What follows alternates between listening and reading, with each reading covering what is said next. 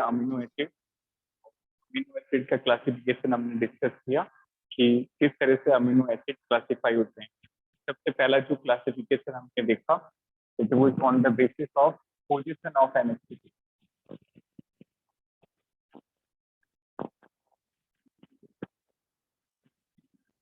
Right down amino acid. तो amino acid का पहला क्लासिफिकेशन क्या था? On the basis of NH2 group. तो यदि NH2 अल्फा कार्बन पे लगा होगा we will call them N alpha amino acid, और बीटा कार्बन पे NH2 अटैच होगा तो बीटा अमीनो एसिड, और गामा पे होगा तो गामा अमीनो एसिड। जो हमारी बॉडी में अमीनो एसिड रिक्वायर्ड होते हैं, ये जो बॉडी में सिंथेसाइज होते हैं, that is alpha amino acid. Clear?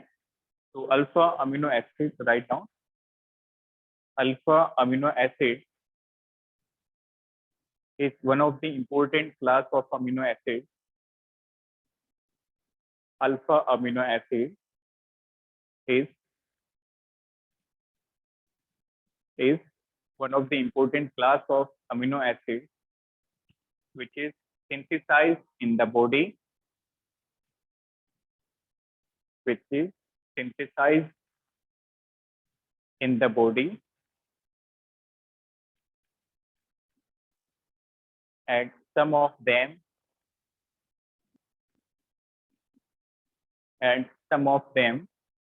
are provided via diet. Some of them are provided via diet. तो कुछ अमीनो एसिड जो हैं वो बॉडी के अंदर सिंथेसाइज हो जाते हैं और कुछ अमीनो एसिड बाहर से दिए जाते हैं, clear, in the form of diet. जैसे पहला क्लासिफिकेशन था on the basis of position of NH2। दूसरा क्लासिफिकेशन जो है that is on the basis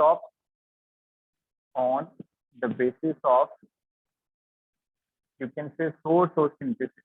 इस तरह के सोर्सेस हम यूज करते हैं या फिर synthesis.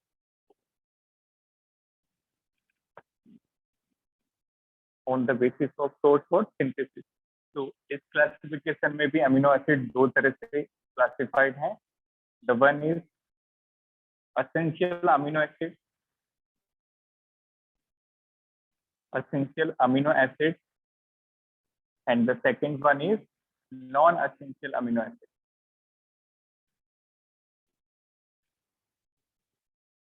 Essential amino acid and the second one is non-essential amino acid. Clear? So if we talk about both amino acid, essential क्या होगा?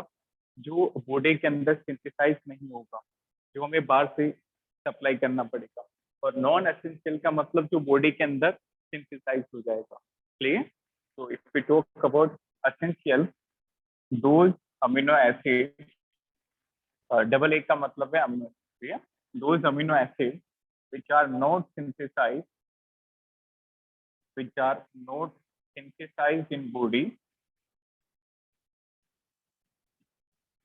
but provided by external diet। तो इनका जो सप्लाई है वो हम बाहर से करेंगे। क्लियर? ये बॉडी के अंदर सिंथेसाइज नहीं होंगे, ये हमें बाहर से देने पड़ेंगे। बट नॉन एसेंशियल का मतलब जो जरूरी नहीं है। अब जरूरी नहीं है का मतलब ये नहीं कि ये बॉडी के लिए रिक्वायर्ड इम्पोर्टेंट नहीं। दीज आर इम्पोर्टेंट बट इनको हमें बाहर से नहीं देने पड़ेगा। These are already synthesize by body, so no need to supply from external source. If we talk about essential amino acid, देखो बेटा essential amino acid के example, one is leucine, isoleucine,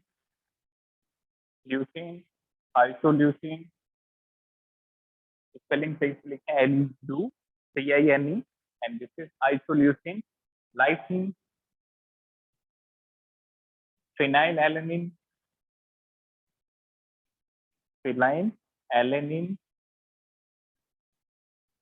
and next is histidine, valine,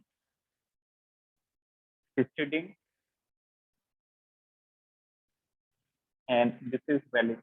एक बार question JEE main में पूछा गया इससे related तो ये आप थोड़ा सा ब्रीफ आइडिया रखें, क्लियर। और इनकी स्ट्रक्चर जो इम्पोर्टेंट है वो हम क्लास में डिस्कस करेंगे, और कुछ स्ट्रक्चर आप एनसीईआरटी से नोट करें। Got it? So overall there are 20 amino acids, total 20 amino acids. Overall there are 20 amino. उनके अंदर असेंशियल जो है बेटा वो 9 होते हैं और नॉन असेंशियल 11 होते हैं, क्लियर। तो जो एनसीईआरटी में आपको एक चार्ट मिलेगा, उसके अंदर आपको स्टार मिलेंगे, जैसे स्टार का मतलब रहता है असेंशियल अमीनो एसिड, क्लियर। वहां पे आप देखोगे उन सारे अमीनो एसिड के स्ट्रक्चर भी आपको मिलेंगे और क्लासिफिकेशन भी मिलेगा, तो वहां पे आपको स्टार मिलेगा। तो जिस पे स्टार लिखा है that means that amino acid is essential, clear. तो असेंशियल में आपको याद रखना है leucine, isoleucine, lysine, phenylalanine, histidine and valine. Now next is non essential, ये 11 होते हैं। इनके example, number 1 glycine, glycine, alanine, glycine, alanine, aspartic acid, aspartic acid, glutamic acid, glutamic acid, proline, proline, tyrosine, proline, tyrosine. Next is serine, serine, and one more, that is one more, that is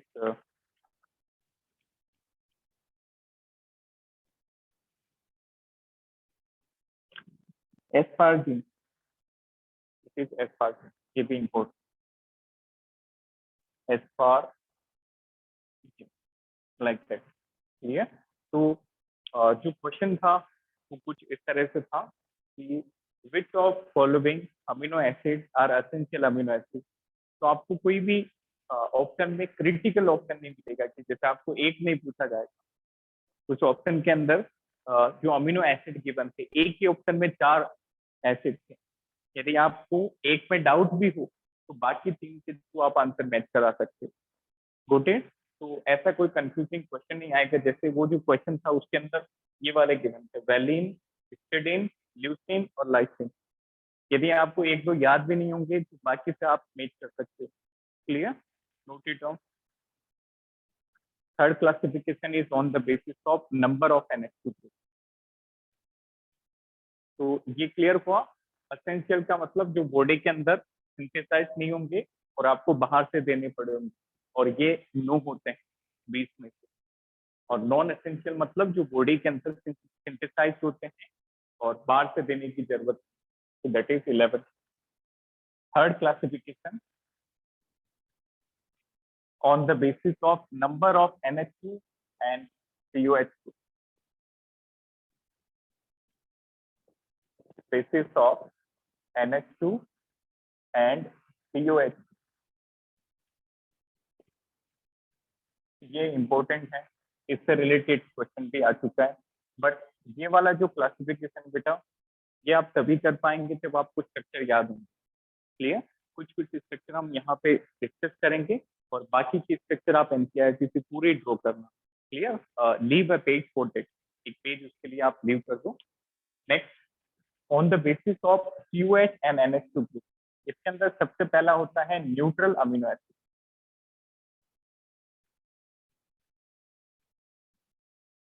neutral amino acid, neutral amino acid का मतलब होता है वो amino acid जिसमें NH2 group और COH group बराबर होंगे, ठीक है। Those amino acid in which number of amino group is exactly same as number of carboxylic group।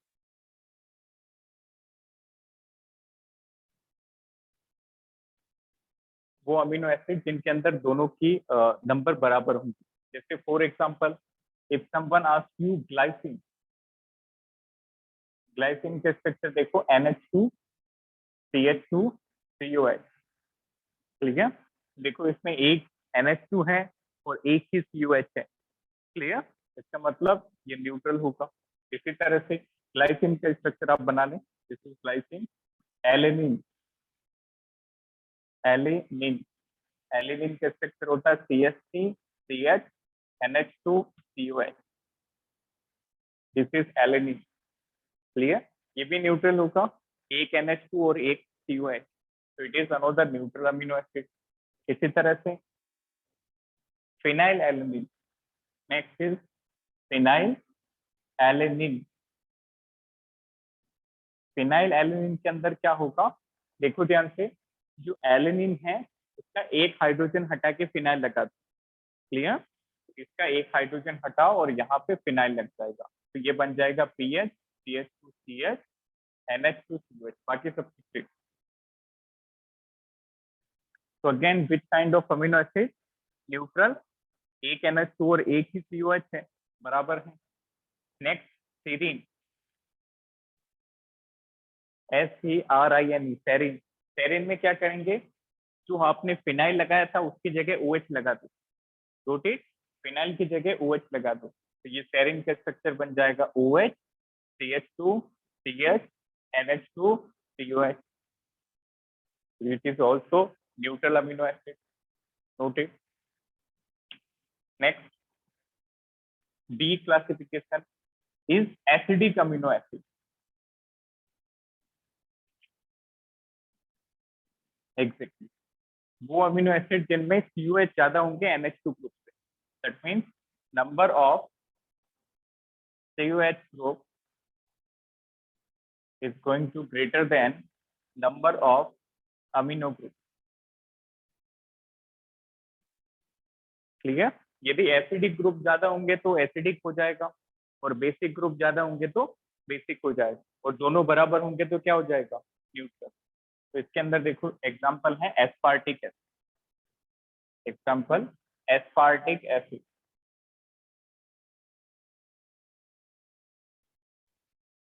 ठीक, एस्पार्टिक एसिड का स्ट्रक्चर, फोकस ऑन बोर्ड। देखो एलेनिन का हाइड्रोजन हटा के फिनाइल लगाया तो क्या बना, फिनाइल एलेनिन। फिनाइल की जगह हमने OH लगाया तो क्या बना, सेरीन, और इस OH की जगह COH लगा तो एस्पार्टिक एसिड बन जाएगा। क्लियर? तो remove this OH and introduce a carboxylic acid, so it is aspartic acid।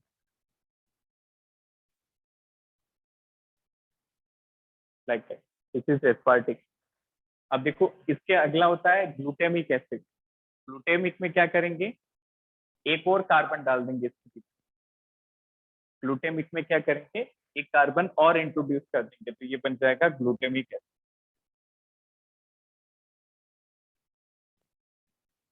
तो दिस इज COH, एक और कार्बन CH2, फिर CH2 CH NH2 COH। इस तरह से आप सारे स्ट्रक्चर को रिलेट करके याद करेंगे तो बहुत आसान है। This is glutamic, it is acidic और न्यूट्रल अमीनो एसिड। एसिडिक क्योंकि यहाँ पे जो COH ग्रुप है वो NH2 ग्रुप से ज्यादा है, 2 COH group and only 1 NH2 group. Notice.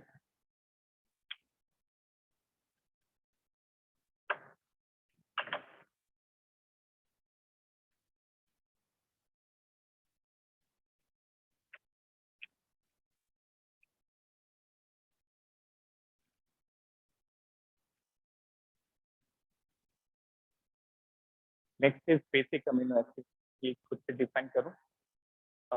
ये लिखा सभी ने, टेक इज।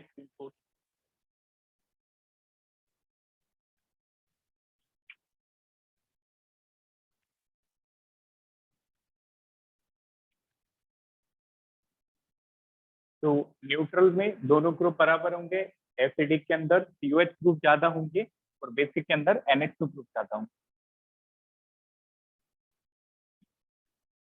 तो एक बार बिल्कुल ऐसा ही क्वेश्चन आया था, आई थिंक उसके अंदर पूछा गया था लाइसिन के बारे में।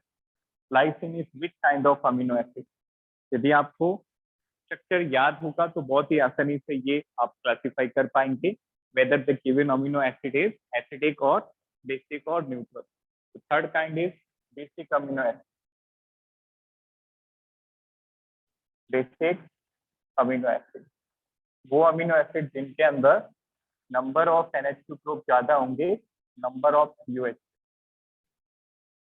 जैसे एग्जांपल, इसका एग्जांपल होता है lysine. This is lysine. Lysine के स्ट्रक्चर देखें, दिस वन NH2, फिर CH2 whole 4 CH NH2 COH।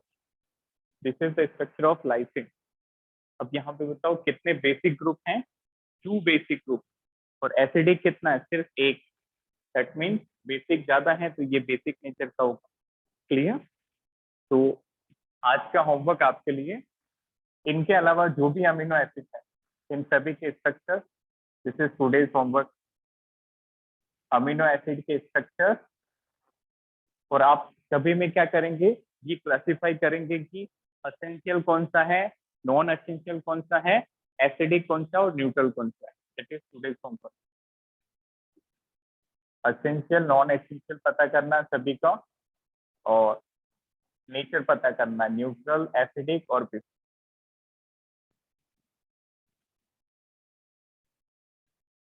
Clear? सारे स्ट्रक्चर आप एक बार खुद से कॉपी में बनाएंगे तभी वो याद। जो इम्पोर्टेंट थे वो हमने डिस्कस किए। Next, write down what is meaning of zwitter ion.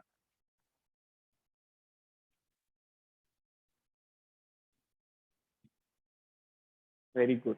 Zwitter ion क्या होता है? अमीनो एसिड क्या कहता है, अपना एक हाइड्रोजन, एसिडिक ग्रुप अपना हाइड्रोजन निकाल के बेसिक ग्रुप को दे देता है, और उसके कारण एक डाइपोलर आयन बनता है। क्लियर? जैसे for example, if we discuss the basic structure of amino acid, RCHNH2, this is COH. This is the basic structure of amino acid. Done? यहाँ पे जो एसिडिक ग्रुप है ये अपना हाइड्रोजन रिलीज करके बेसिक ग्रुप को देते हैं, लाइक दैट। तो इसके कारण क्या होगा, ये जो अमीनो ग्रुप न्यूट्रल होते हुए भी आयनिक फॉर्म एक्वायर कर लेगा। तो क्या स्ट्रक्चर बना? RCH, और जब वो अपना हाइड्रोजन देगा तो ये बना देगा CO minus, and this is NH3 plus, like that. Clear? This dipolar ion form due to loose of H plus from carboxylic acid and gain of H plus from NH2 group is known as Zwitter ion. इसको कहते हैं Zwitter ion. This is known as Zwitter ion. Clear? इसके बारे में कुछ important points हम note करेंगे।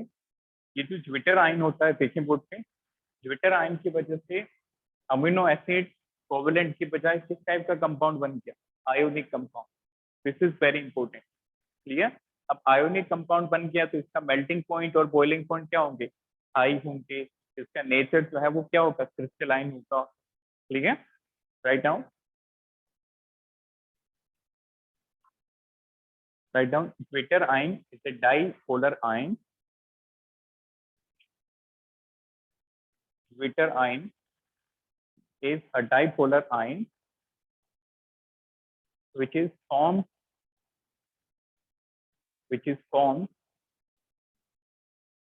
due to loss of H plus from carboxylic group, due to loss of H plus from carboxylic group and gain of H plus from amino group and gain of H plus from amino group. Form करके due to Zwitter ion formation, amino acids are ionic in nature. Due to Zwitter ion formation, amino acids are ionic in nature, hence they are crystalline in nature, and they are crystalline in nature, hence they are crystalline in nature and possess high melting and boiling point. And possess high melting and boiling point.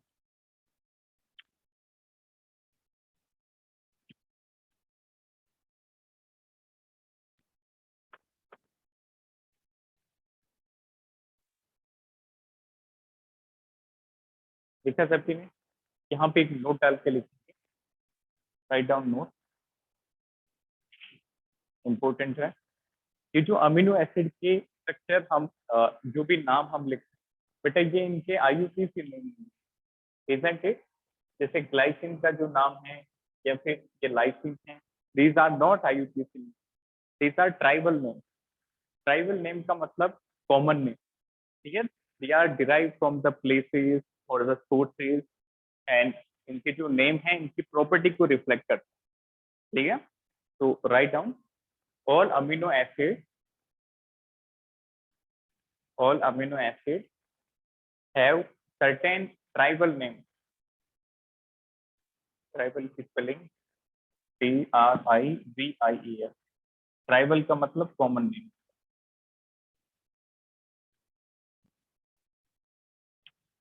All amino acids have tribal name which reflect their property, which reflect their property, which reflect their property. इसका मतलब हर एक जो नाम है वो उनकी property से लिया गया है। जैसे एक example glycine, for example glycine, ये जो ग्लाइसिन है that is taken from the word glykos, clear, it is taken from a Greek word, that is taken from a Greek word glykos, और इस ग्लाइकोज का मतलब होता है स्वीट, मीठा, that glykos mean sweet in taste. इसी तरह से नेक्स्ट जो टायरोसिन है, if we talk about tyrosine, tyrosine word दिया गया है टायरोस से, that is taken from the word another Greek word, ये भी ग्रीक का है। ग्रीक को हिंदी में क्या कहते हैं? जैसे इंडिया को हिंदी में भारत कहते हैं। एरिवन, यूनान, क्लियर, ग्रीक इज यूनान, तो ग्रीक वर्ड दैट इज टायरोस, ये टायरोस से लिए गए, और टायरोस का मतलब होता है बेटा चीज, टायरोस मीन चीज, तो ये आपको चीज में मिलता है, नोट डाउन।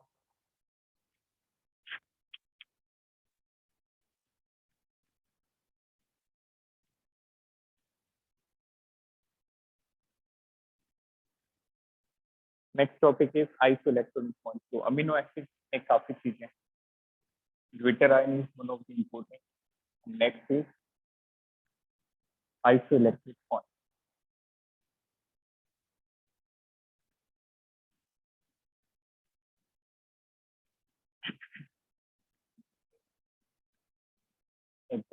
यहाँ पे ड्यूटेराइन का फॉर्मेशन,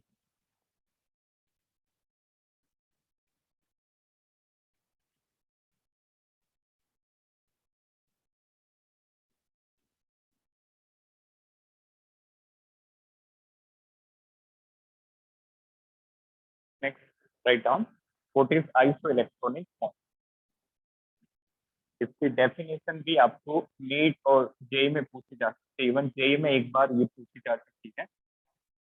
सबसे पहले हम डिफाइन करेंगे आइसोइलेक्ट्रिक पॉइंट होता क्या है, उसके बाद इससे रिलेटेड कुछ इंपॉर्टेंट पॉइंट्स देखेंगे। Write down isoelectronic point.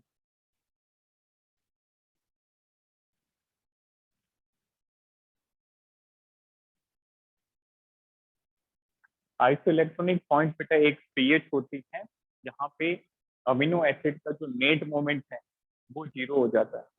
तो जैसे फॉर एग्जांपल ध्यान से समझना, एक बार हम अमीनो एसिड के स्ट्रक्चर से समझते हैं कि किस तरह से आइसोइलेक्ट्रॉनिक पॉइंट डिफाइन होता है, लाइक दैट। इसके अंदर मान लो सिर्फ COH जो है वो अपना H+ लूज करे, तो इसका नेट चार्ज क्या हो जाएगा? -1। रोटेट, यदि इसमें NH2 जो है वो H+ गेन करे तो इसका नेट चार्ज क्या हो जाएगा, +1।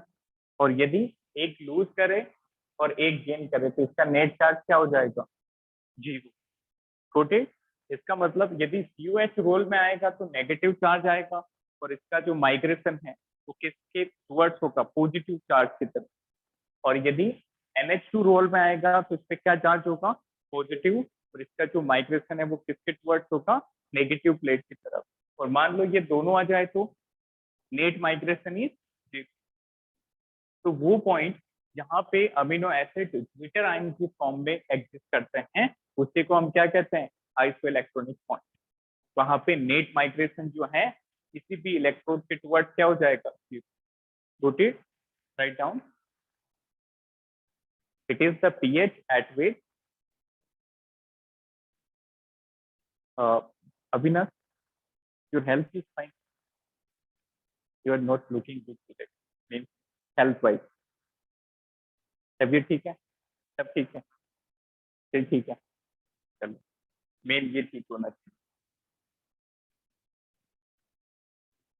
चलिए write down the pH at which net migration of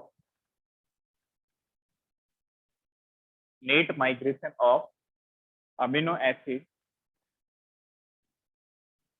towards okay, I'm repeating, net migration of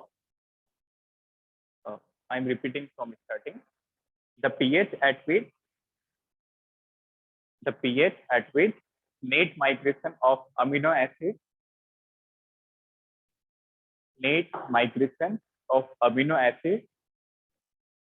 towards the either electrode is 0. Fine. तो इसका मतलब वो pH यहाँ पे अमीनो एसिड का जो मूवमेंट है किसी भी इलेक्ट्रोड के टुवर्ड्स क्या होगा, 0। That means it will acquire which form, Jupiter ion form. Write down at isoelectronic point net charge on amino acid is 0. At isoelectronic point net charge on amino acid is 0 and they exist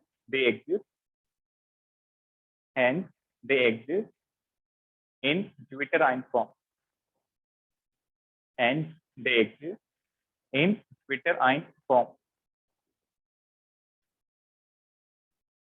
लिखा सभी ने। तो isoelectronic point पे net charge 0 होगा और वो किस form में एग्जिस्ट करेंगे, ज्युपिटर आयन की फॉर्म में। नाउ वन मोर थिंग, इस आइसोइलेक्ट्रॉनिक पॉइंट की बात करें तो इस पॉइंट पे can you comment about viscosity and mobility. यदि इसका मूवमेंट 0 हो गया तो ऑब्वियसली मोबिलिटी क्या हो जाएगी, 0, और विस्कोसिटी क्या हो जाएगी, maximum. Rotate, this is very very important point. यदि कॉन्सेप्चुअल क्वेश्चन आता है तो आपको विस्कोसिटी और मोबिलिटी से रिलेट करवा सकते हैं। Write down at isoelectric point mobility is almost 0. Mobility मतलब ability to move. Clear? Second, viscosity is maximum.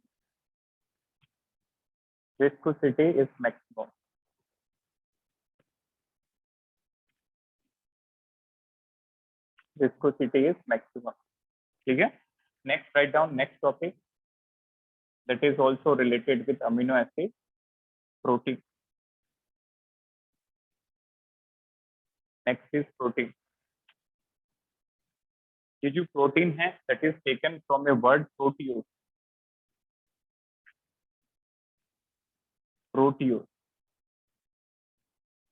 Clear? This proteose means of prime importance, जिनकी ज्यादा जरूरत, जो ज्यादा इम्पोर्टेंट, ऑफ प्राइम इम्पोर्टेंस। प्रोट्यूस का मतलब होता है ऑफ प्राइम इम्पोर्टेंस, इसलिए जिनकी इम्पोर्टेंस ज्यादा है। तो प्रोटीन ऑब्वियसली बॉडी में काफी इम्पोर्टेंट रोल प्ले करते हैं। नाउ ये जो प्रोटीन होते हैं ये अमीनो एसिड के पॉलीमर होते हैं, they are formed by the amino acid. Clear? Amino acid आपस में जुड़ते जाएंगे और प्रोटीन की फॉर्मेशन करेंगे। तो किस वे में जुड़ेंगे, depending on that is classified as globular protein and fibrous protein. Clear? तो both are protein. Write down. Proteins are the polymer of amino acid. Proteins are the polymer of amino acid in which amino acids are joined via or joined by peptide bond. This is important.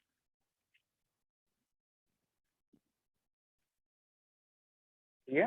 तो protein amino acid के polymerisation से बनते हैं, बहुत सारे amino acid आपस में जुड़ते रहेंगे और ये जुड़ेंगे किस बॉन्ड से?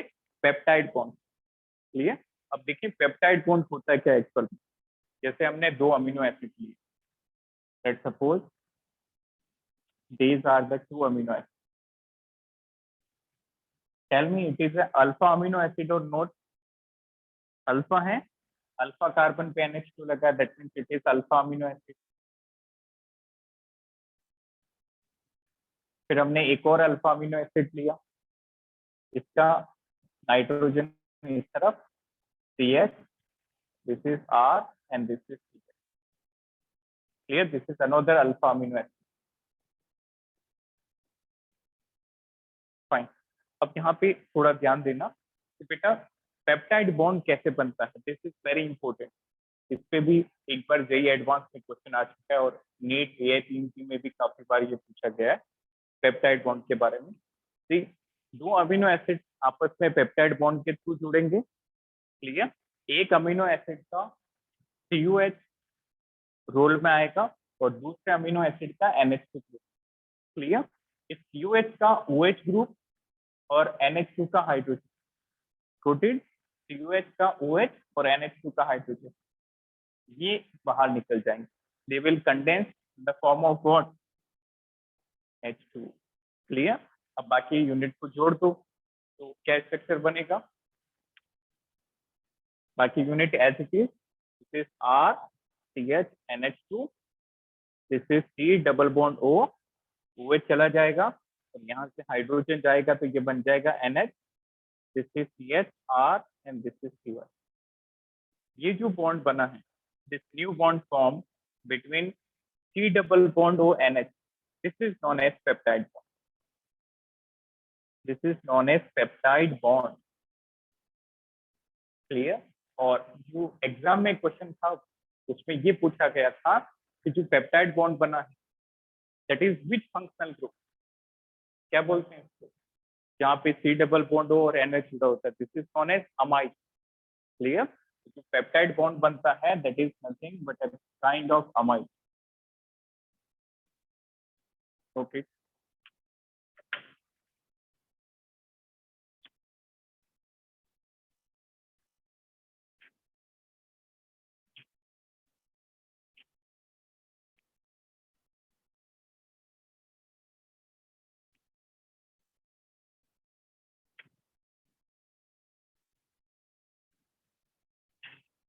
Any doubt in this?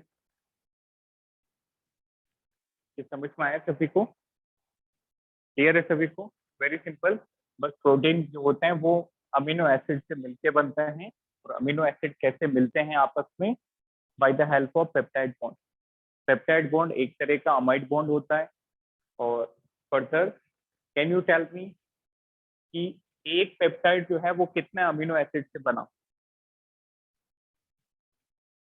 Very good, बिल्कुल सिंपल है, दो जुड़े तभी तो एक पेप्टाइड बना। तो दो पेप्टाइड बॉन्ड कितने अमीनो एसिड से बनेंगे? हाँ, बहुत बढ़िया, तीन।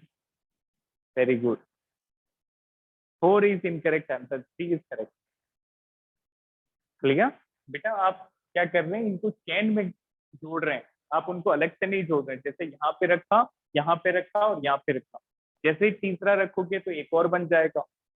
तो ठीक, आई बात समझ में? तो एक पेप्टाइड दो से बनता है, 2 पेप्टाइड 3 से बनेंगे, तो बताओ 4 पेप्टाइड कितने से बनेंगे? 5 से बनेंगे। नोटिस, चलिए इसको आप नोट कर लें, इसको आप ट्रिक की फॉर्म में या फिर कैसे भी नोट कर सकते हैं। यदि n अमीनो एसिड है, n मॉलिक्यूल है अमीनो एसिड के, तो n-1 पेप्टाइड बनते हैं। इसको मत भूलना, ये भी पूछा जा सकता है, दिस इज वेरी इंपॉर्टेंट। तो 2 से 1 बनता है, 4 से 2 बन जाएगा।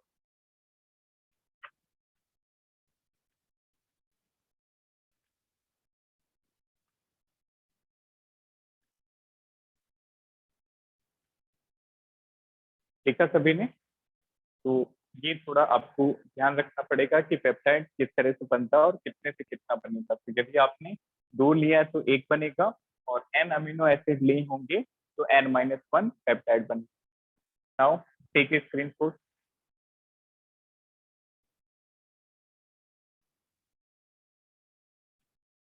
चलिए नेक्स्ट, 2 तरह की प्रोटीन होती हैं, that is globular and fibrous. इन दोनों का डिफरेंस देखेंगे।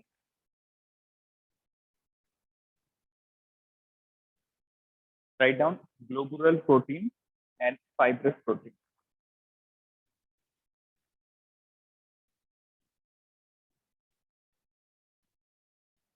One is fibrous protein and the second one is globular protein. Fibrous and globular. If we talk about fibrous, तो फाइब्रस में क्या होता है बेटा, जो पेप्टाइड बॉन्ड होते हैं they run parallel to form a linear structure. Clear? वो पैरेलली, जैसे हमने पुराना स्ट्रक्चर बनाया था पेप्टाइड का, उस तरह से वो आपस में लिंक बनाते जाएंगे with the help of hydrogen bond. और ग्लोबुलर में क्या होता है, the peptide bond will coil around to form a spherical structure. Coil बना देंगे इस तरह से, जैसे डीएनए में होती है कोइल, उस तरह की। क्लियर? तो इन fibrous protein, write down, peptide bond run parallel to generate a linear structure, linear form you can. And globular में बात करें, here the peptide bond will coil to form a spherical structure. Here peptide bond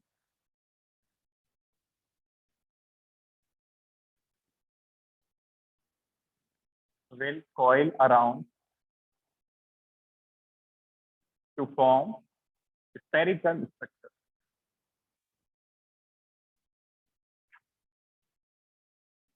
तो यहाँ पे बात करें तो यहाँ पे स्ट्रेट स्ट्रक्चर बनेगा, लीनियर स्ट्रक्चर। और फर्दर याद रखना बेटा, जो फोर्सेस होती हैं वो होती हैं या तो हाइड्रोजन बॉन्ड या फिर डाइसल्फाइड बॉन्ड।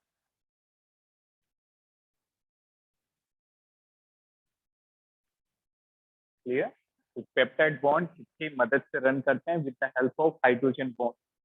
नाउ के एग्जांपल देखिए, तो one of the most important example is keratin. Clear? Have you heard this word? Where it is found? Exactly hair, silk. Clear? so it is found in keratin, it is found in hair, बालों में मिलता है ये, या फिर silk etcetera.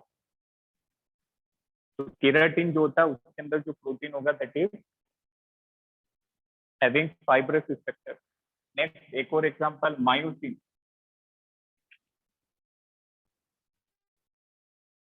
Spelling is correct, MIOSIN, MYOSINE। Okay, MYOSIN, this one myo. ठीक है, ये एक और एग्जांपल है बेटा फाइब्रस प्रोटीन का, that is found in muscle. ठीक है, that is found in muscle. तो ये थोड़ा सा कॉमन सेंस है, जनरल साइंस है, ये आपको याद होनी चाहिए। ठीक है, तो फाइब्रस प्रोटीन के 2 इंपॉर्टेंट एग्जांपल, केराटिन और मायोसिन। केराटिन बालों में मिलता है, हेयर और सिल्क में, और myosin found in muscle. If we talk about globular, इसका example, anyone, any example of globular protein? hemoglobin and albuminoid. Clear? Albuminoid is one of the important example of globular protein. Note down.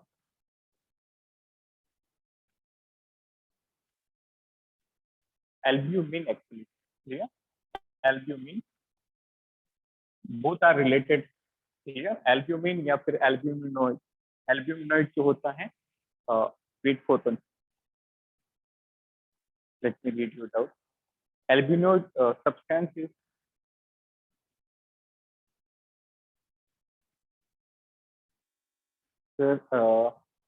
Keratin की वजह से hair curly होते हैं, फिर structure linear कैसे होगा?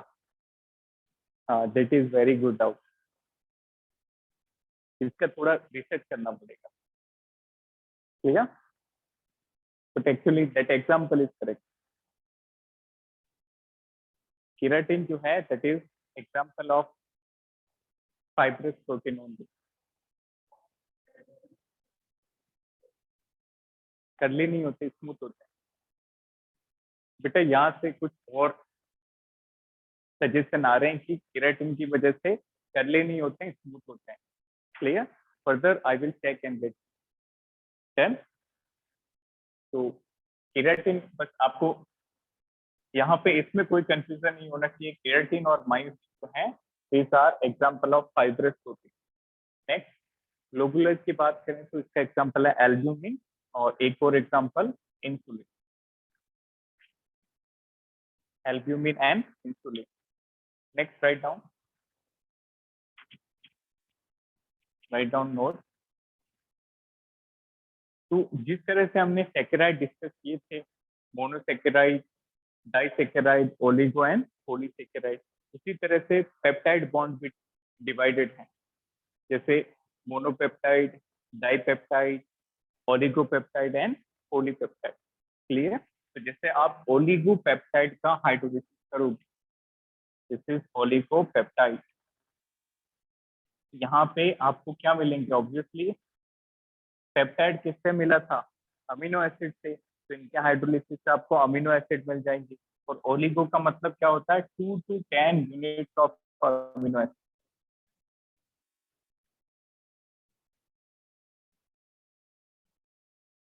2 to 10 unit of amino acid, and polypeptide means more than 10 units. It is more than 10 units of amino acid. ठीक है? ओलिगोपेप्टाइड में आपको 2 से 10 यूनिट मिलेगी अमीनो एसिड की, और पॉलीपेप्टाइड के अंदर आपको 10 से ज्यादा यूनिट मिलेगी. तो टेल मी, टेट्रापेप्टाइड में कितने अमीनो एसिड मिलेंगे? अभी डिस्कस किया था. 4 भी गलत है, 3 भी गलत है, अब कुछ तो सही होगा. 5. 5 इज करेक्ट. ठीक है? अभी डिस्कस किया था जितने पेप्टाइड होंगे उससे एक ज्यादा अमीनो एसिड होगा. यदि अमीनो एसिड n है तो n-1 पेप्टाइड होंगे. तो मैंने पूछा था टेट्रा पेप्टाइड का, तो टेट्रा से एक ज्यादा अमीनो एसिड मतलब 5 अमीनो एसिड. Note down.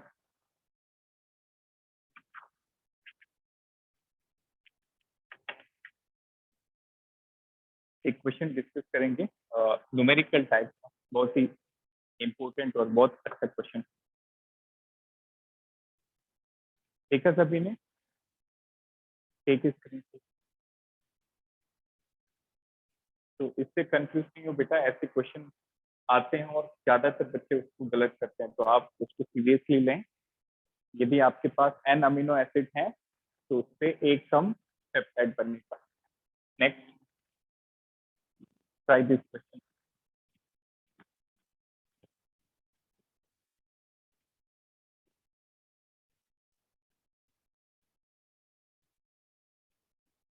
वैसे यहाँ पे न्यूमेरिकल तो नहीं बनते, बट इस टाइप के क्वेश्चन आ सकते हैं, और ये पूछा भी गया पहले.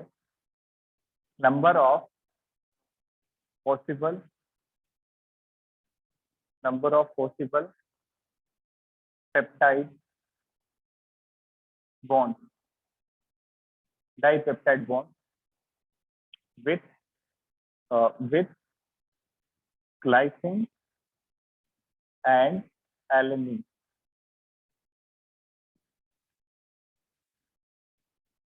ये क्वेश्चन एक बार समझो, के बाद वाला ऑटोमेटिक हो जाएगा। जैसे आपके पास ग्लाइसिन और एलिनिन एक सॉल्यूशन में है, तो कितनी टाइप के पेप्टाइड बॉन्ड बन सकते हैं, ठीक है। तो उसके लिए हम देखेंगे ग्लाइसिन का स्ट्रक्चर।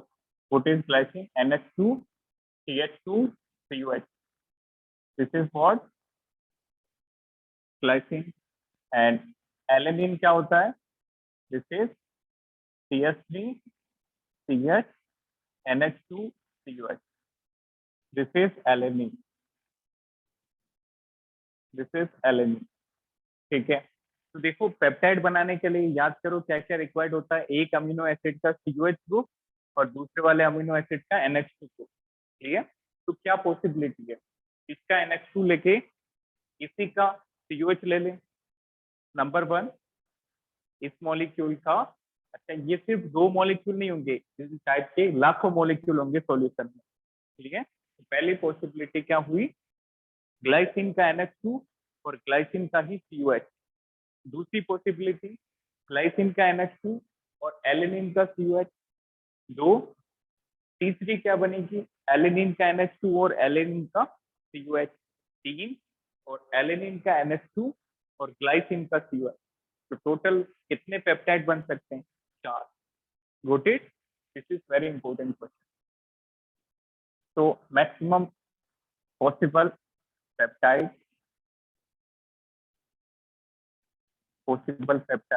इसको ये समझ में आया सभी को? ठीक है, इस तरह से लिख सकते हो। यदि आप लिखना चाहते हैं तो you can write the description NH2 of glycine plus COH of glycine, GLY, ठीक है। NH2 of glycine plus COH of alanine, next NH2 of alanine plus COH of glycine and NH2 of alanine plus COH of alanine. So these are the different possibility by which different peptide bond can be formed. Done. एक और question ये आप करके बताइए।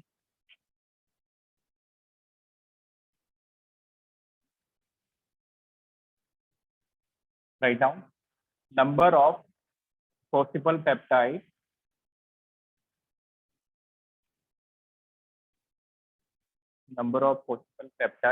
with alanine and aspartic acid. This is very good question. ऊपर वाले से भी अच्छा है। अब देखो सही से कैलकुलेट करके बताइए। एलिनिन के structure CH3 CH NH2 COH और एस्पार्टिक एसिड के स्ट्रक्चर पता सभी को क्या होता है? This is CH2 COH CH NH2 COH। बताओ कितने?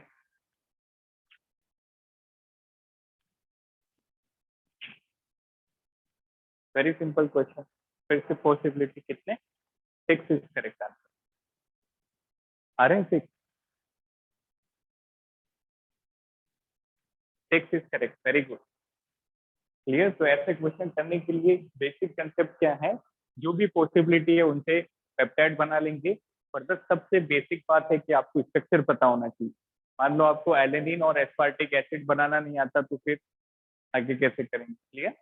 तो देखो पहला COH लेके इन दोनों का NH2, ये वाला COH लेके दोनों के NH2 के साथ, और ये COH लेके दोनों NH2 के साथ पेप्टाइड बनेंगे। तो टोटल ऑफ 6 इज करेक्ट।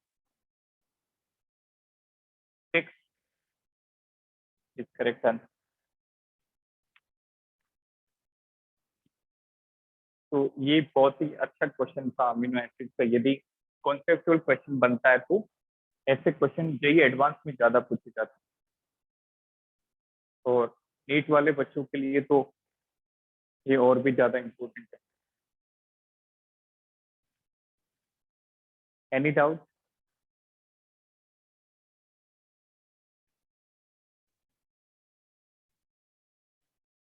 तो एक बार फिर से आप अमीनो एसिड को ट्राई करना, और जो भी अमीनो एसिड बचे हैं बेटा, उनकी स्ट्रक्चर आप एक पेज छोड़ के जरूर उनको लिखिए, दैट इज वेरी इंपॉर्टेंट।